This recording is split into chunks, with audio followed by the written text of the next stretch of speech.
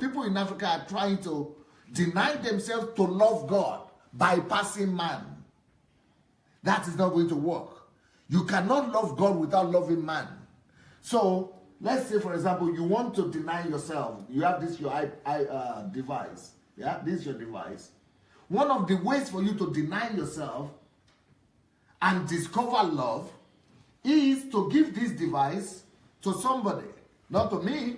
Because if you give it to me as a pastor, then it means you have an interest. You want me to thank you or to think well about you. But when you give this to somebody that can never, okay, can you come? Yeah. Let's say you give this to her, someone that can never thank you. Give it to her, but not to me, but you give it to her.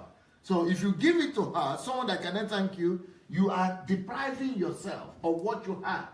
So that deprivation, depriving yourself of what you have, that is self-denial.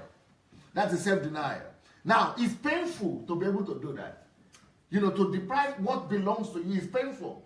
But when you do that, and give it to somebody who doesn't have the opportunity, you are able to think in your mind the state of her lack, where she was, all the needs that she was having.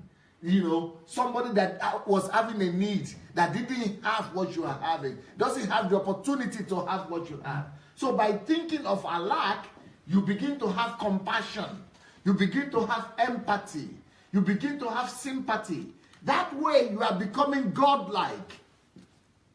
When you begin to experience that empathy, that love, that sympathy towards that person, that is making you to know the nature of God, which is love, which is empathy, which is sympathy. That makes you to now come to understand God. That God is a loving God, is an empathic God, is a sympathetic God. So that is how we get to, this is how we get to know God through self-denial.